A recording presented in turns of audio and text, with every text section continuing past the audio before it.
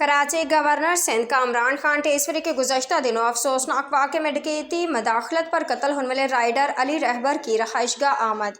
मरहूम अली रहबर तहरीक पाकिस्तान के रहनुमा सैयद जावेद अल-मारूफ कैफ बनारसी के पोते थे।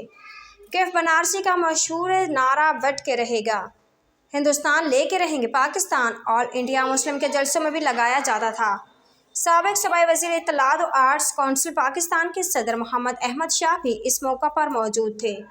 गवर्नर सिंध के मरहूम के वालिद अख्तर हुसैन से इज़हार ताज़ियत, मरहूम की मग़फ़िरत, दर्जात की बुलंदी और लाहिकीन के लिए सब्र व जमील की दुआ। गवर्नर सिंध की अली रहबर के वालिद को हर मुमकिन ताउन की यकीन दहानी। अफसोसनाक वाक़े में मुलव्विस मुलज़मान के खिलाफ सख्त से सख्त कार्रवाई अमल में लाने की भी यकीन दहानी। मुलज़मान को जल्द अज जल्द गिरफ्तार करके करार की सज़ा दिलवाई जाएगी। गवर्नर सिंध के तफ्तीशी ऑफिसर को हिदायत। मुल्क के माशी हब में इस तरह की वारदातें अफसोसनाक हैं। स्ट्रीट क्राइम्स में दिन ब दिन इजाफा तशवीशनाक है। बिलखसूस अफ्तार से सहरी के औकात में निगहबान कैमरों की मदद से शरपसंदों पर कड़ी नज़र रखी जाए।